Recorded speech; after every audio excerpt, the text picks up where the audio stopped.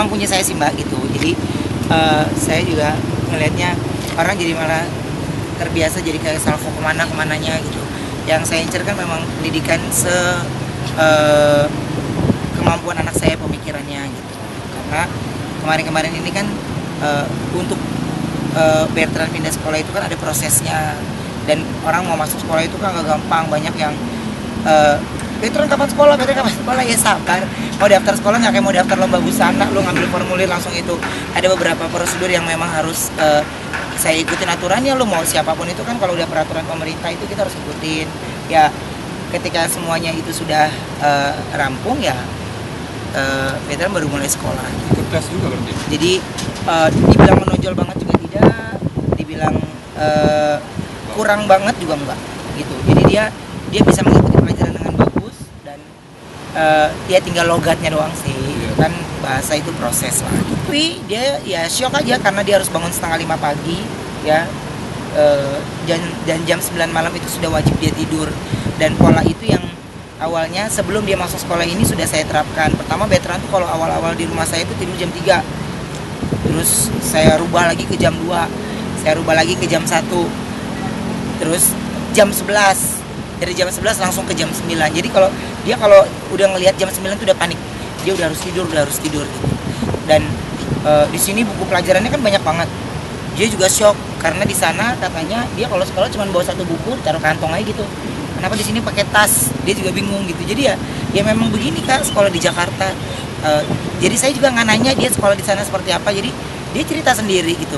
Saya kurang nyaman ketika dia menceritakan tentang yang lalu-lalunya. Buat saya yang saya inginkan adalah Bertrand yang saat ini gitu. Jadi ketika dia sudah memutuskan untuk mau stay di Jakarta ya dia harus tahu konsekuensinya gitu. Jadi saya memang kurangin semua jadwal dia di TV, kecuali memang acara-acara yang sudah dari kemarin-kemarin kita ambil. Kadang-kadang kan ada satu TV yang memang udah ngelok beberapa tanggal untuk event-event yang memang nyanyi saja. Selebihnya itu ya pulang. Hal itu sempat dikonfirmasi ke pihak sekolah atau belum? Harus dikonfirmasi, kan semuanya selesai jam kerja. Ya, selesai jam sekolahnya Bertrand. Dan ya saya bersyukur juga, maksudnya Bertrand mengerti itu ketika saya bilang ketika pendidikan itu tidak boleh dikalahkan.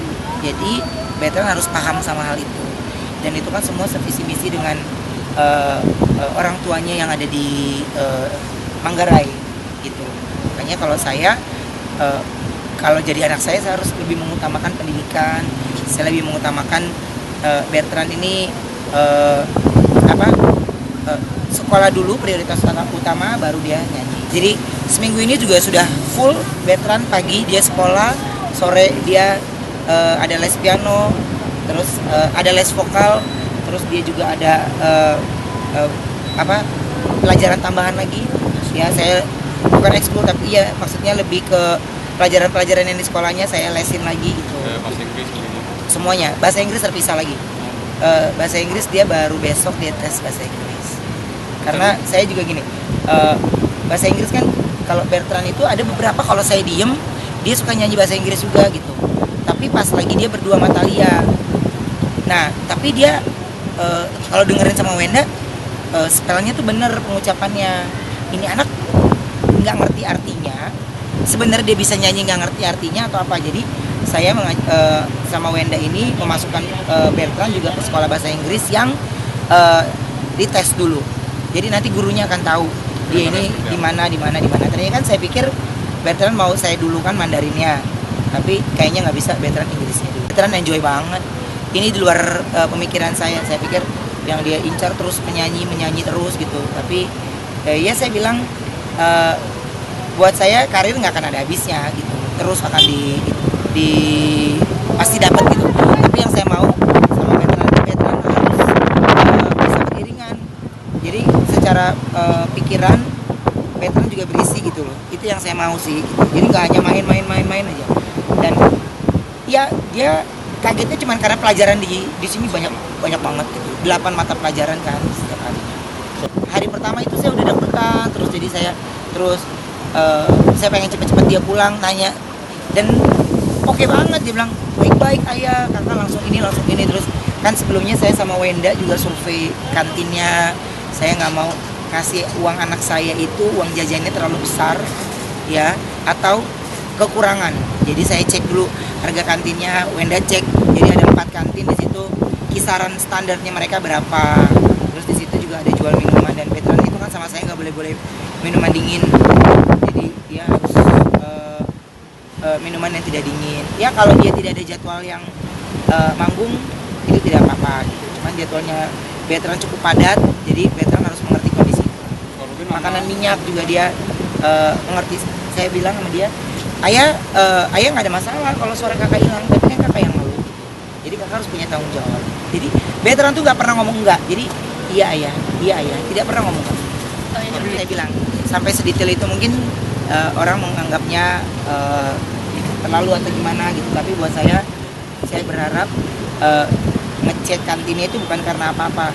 Minimal saya tidak mengasih uang yang terlalu berlebihan, akhirnya uangnya digunakan dengan hal yang tidak-tidak.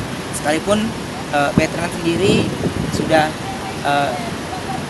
ada drivernya sendiri, mobilnya sendiri untuk dia sekolah pribadi, dan saya tidak perlu khawatir dia bergaul dengan siapa, karena datang pun diantar sama driver, pulang pun diantar sama driver. Bukan baru, sama aja sih penampilannya, giginya nggak berubah. Tetap. Jadi emang punya niat udah lama, tapi sebenarnya aku tuh masih menyelesaikan kontrak ya, ada layar lebar, ada sinetron. Dimana nanti saya akan nggak pakai jilbab lagi, tapi jangan dikatain gitu kan ya. Karena emang saya niat berhijab itu nanti 16 Oktober pas hari ulang tahun saya, gitu pas kelahiran saya pengen berhijab, udah lama niatnya. Dari ibu saya minta sebelum meninggal juga, keluarga saya udah bilang udah nutup diri, karena keluarga saya semuanya udah syar'i, udah pakai hijab. Tapi kan kebutuhan saya masih cari uang.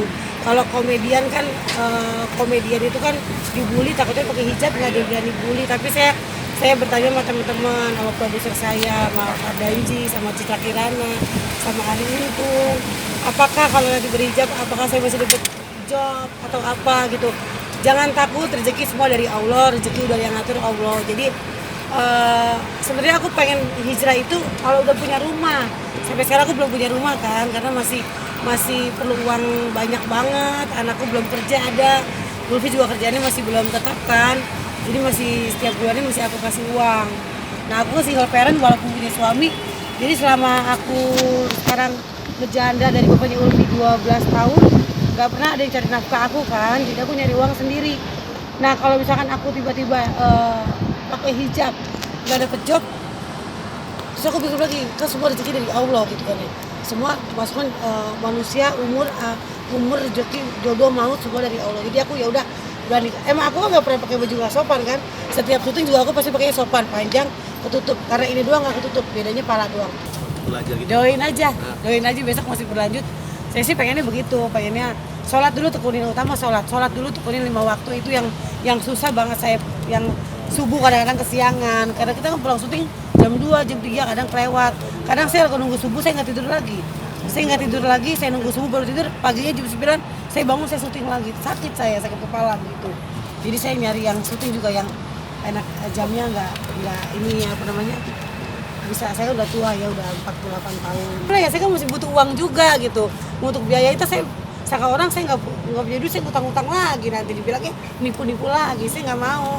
Saya mau nyari uang yang apa, halal dari diri saya sendiri. Atau mau saya dibully, saya pakai jilbab, saya menjadi pembantu, saya masih siap. Saya masih oke. Sinetron saya jadi pembantu, saya masih mau, asal bisa pakai inilah, tutup kepala aja gitu. Mimpi kemarin belum lama, mimpi aku tuh disiram darah sama orang gitu. Mimpi disiram darah gitu mukanya, aku apa ini makna mimpi ini, oh ternyata baik kok kata gitu kan, rezeki kata gitu kan, rezeki. Terus aku curhat sama teman, udah itu hari itu ngajakan, ayo dong ikut pengajian, pengen banget, emang udah lama banget aku pengen ikut pengajian. Dan satu hal, aku bisa ngelepas diri aku dari Aldo, itu aja. Karena Aldo kan udah cinta mati kan, tidak bisa ngelepas dari dia, itu paling susah. Hal terbodoh aku ngelepas Aldo. Nah aku udah bisa, karena istrinya kan tiap hari karena Aldo kan emang nggak bisa dengan hidup satu istri kan gitu kan ya. Tiap hari aku dicecer sama istrinya, diteleponin. Nah setelah aku nggak 2 minggu nggak jalan sama Aldo, istrinya mau telepon aku juga. Apa salah aku, bilang Aldo udah nggak sama aku, nggak percaya. kok nggak percaya banget, aku harus berbuat apa biar dia percaya gitu kan, bahwa Aldo udah nggak sama aku. Terus aku kok banyak masalah kayak Wenda nggak kelar-kelar, padahal aku udah bayar, tetap dia mungkin ya, saya nggak pernah bayar, saya udah bayar dia 139 juta, tetap aja dia masih mungkir, dan aku emang kalah gugatan hanya 26 juta. Tapi aku mau bayar kok, aku naik banding dulu karena masih ada sisa yang belum terbayar, masih ada bukti dari bank, masih ada bukti 2018 ternyata saya udah pernah transfer dia, belum masuk ke pengadilan, jadi aku mau naik banding. Aku berhijab ini gini, banyak sih teman-teman yang ngasih masukan, udah kok umur udah tua, apalagi dicari, belum punya rumah, siapa tahu dengan berhijab nanti rezeki ada, beda rezekinya. Pengen emang salah satu, aku pengen punya rumah banget, itu aja, pengen punya rumah, pengen punya apa, kumpul sama Ulfi, sama Yoga. Saat ini Ulfi misah, Yoga pisah, aku sendiri, Ulfi nggak mau tinggal sama aku. Mama, kalau mama udah punya rumah baru aku tinggal sama mama gitu kan ya. Mama cari uang, makanya yang benar, jangan main laki-laki terus gitu. Asal tahu saya udah nggak pernah main sama nggak pernah main sama cowok lagi, nggak pernah dekat sama cowok lagi. Walaupun banyak yang mau settingan sama saya nggak mau dulu untuk berpacaran lagi. Satu syariat Islam, kalau kita belum menikah kita pasti berzina kan sama orang, itu satu, itu dosa banget kalau saya sampai terus begitu gitu kan ya. Makanya saya mau ngilangin dosa saya mau minta ampun semua sama istrinya Aldo juga yang pernah saya sakitin, yang pernah saya jalan sama Aldo, saya akuin saya salah sama siapapun, kayak Irfan, Ferry, atau suami aku sendiri, bapaknya Ulfi, Arifin. Saya minta maaf untuk semuanya. Saya pernah melakukan kesalahan, saya pernah ceraiin dia, saya pernah ninggalin dia, semua saya ceraiin. Saya menceraikan, bukan dia menceraikan saya minta maaf semuanya. Dengan berhijab ini bukan saya karena laki-laki dan bukan karena apa, saya dari niat hati saya. Emang saya belum beli baju banyak, baju saya banyak banget, tadi saya mau bagiin orang baju saya akan kasih teman-teman saya sendiri. Dan tadi Citra Kirana juga minta saya untuk, Eli di mana alamatnya, kenapa aku mau ngirim baju, tapi dia kan banyak. Alhamdulillah. Emang kalau untuk baju kan sekarang mahal-mahal ya, saya nggak nungguin endorse dulu, maksudnya untuk beli baju muslim, saya beli dulu aja untuk pakai. Saya udah nyampe lemari rubuh, lemari saya rubuh tadi malam untuk beresin baju. Ya lemari saya rubuh, saya beresin baju muslim saya, lama-lama saya ambil lagi gitu kan ya. Saya harus ngebuang pakaian saya yang pendek-pendek, saya harus ngebuang yang segini-segini, saya harus simpan, harus kasih orang lah yang masih membutuhkan, itu aja. Ada laporan, cuman aku udah keluar bukti aja. Kan kemarin banyak haters yang bilang kalau tidak ada bukti, kalau semua itu hoax, realisasi, kantor, terus berbicara bohong, makanya keluarin. Tanggapan Paksa sih aku keluarin, karena supaya itu cuma sebagian ya, cuma 10 lembar sama 1 kilo kan.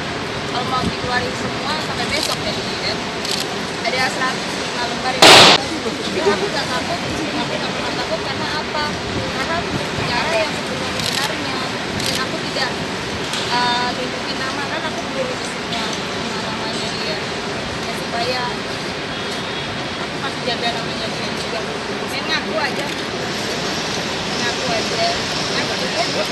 dia pengen tahu aku dia datang kayak berapa kali kita ketemu, pengen apa sih? pengakuannya ini di media sosial atau langsung, Mbak? Pribadi. Mungkin kalau media sosial pasti dia bakal malu. Dia nggak komit, dia pura-pura lupa sama chatnya dia yang sebelumnya. Ini kan beberapa bagian aja yang aku posting belum.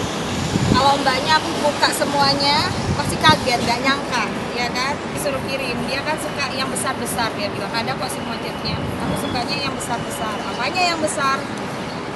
Yang kalian bisa mikir kalau aku dia DM aku, tapi setelah DM ditarik sama dia, jadi seakan-akan chat dia kan hapus di DM kan, jadi seakan-akan aku dulu yang ngechat, padahal dia dulu yang ngechat.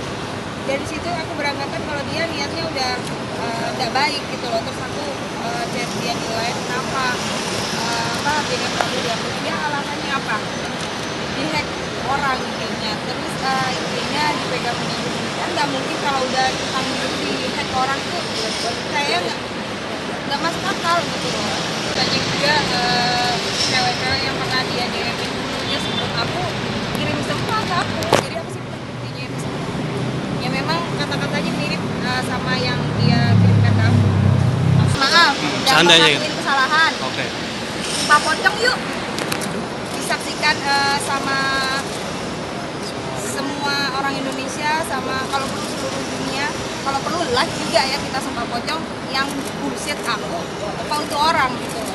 Kalau aku sampai bicara kayak gini, ini aku ngomong apa adanya gitu loh. Ngapain aku berpura-pura terus bohong sama diri sendiri, nggak enak kok bohong mas gitu. Apalagi disaksikan banyak orang gitu loh. Ngapain terus bohong kan. Sumpah Pocong kira-kira berani nggak dia kan, katanya beriman percaya kan, agamanya bagus, tapi kok begitu gitu loh. Lebih baik yang biasa-biasa aja. Masih ada ya, kita pacaran yuk kita melakukan ini setelah pacaran, masa akan kayak gitu ya. Cara tentang cinta satu malam aja mungkin seperti itu anggapan Tapi dia. buktinya dia mau ketemu aku terus-terusan sebenarnya, ngajak terus cuman setelah yang ketemu pertama mau ketemu lagi aku nggak bisa, dia nggak bisa, jadi ditunda terus, akhirnya mau ketemu lagi akhirnya. Aku awalnya itu respect, kagum sama dia, cerdas, terus pintar, Kamera mbak. kayak baik, tapi setelah kesini kok berubah, nggak tahu berubahnya karena apa. Setelah aku tanya gimana nih mau ketemu nggak jadinya gitu kan, karena dia janji sendiri kan, terus dia bilang kapan nih aku janji, aku nggak ada janji seperti itu. Terus aku jaga hati seseorang, jadi aku chatnya lama balasnya gara-gara ada cewek gitu. Kok kalau ada cewek kenapa dia jadi tentang yang aneh-aneh gitu loh kan. Dan aku jadi mikirnya kok anak ini kok tiba-tiba secepat itu dia bisa berubah gitu loh, kenapa gitu loh. Kan ditulis mas itu, kalau mas mengamati aib kita, aib bersama. Ya apa? Tapi tujuan kita ada pesan moral dari Mbak Devi. Ini untuk pelajaran buat semuanya public figure yang merasa ini, jadi harus berhati-hati. Jadi buat YouTuber ini, jadikan ini pengalaman dia yang pertama dan terakhir kali. Meskipun sebenarnya mungkin ada sebelum-sebelumnya. Karena dengan adanya kasus keberanian Mbak Devi mengungkap ini sedikit demi sedikit, itu banyak sekali yang itu udah baru pansos mungkin. Karena dia nggak berani menunjukkan bukti-bukti. Mama kalau orang nganggap aku negatif nggak apa-apa, yang Tapi penting kan aku bermanfaat buat yang kalau next aku diem aja perempuan-perempuan pasti lain. dia bakal ngelakuin ke semua cewek kayak gitu. Berarti aku membenarkan orang yang salah.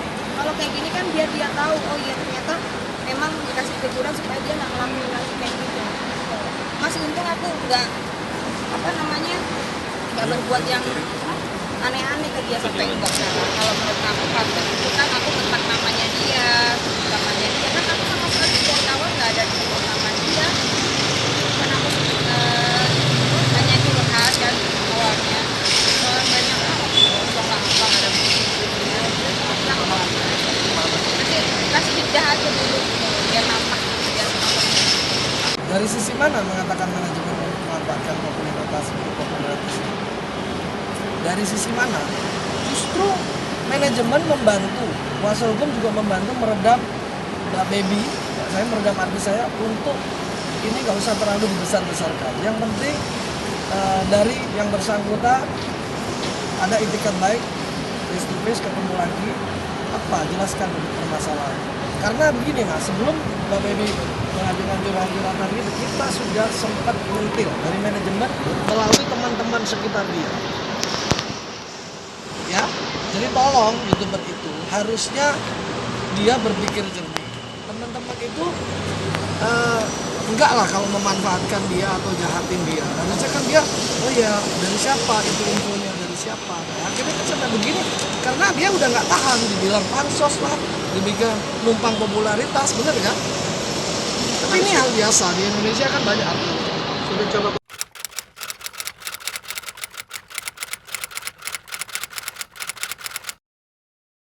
Jadi jangan lupa untuk subscribe Cumi Cumi.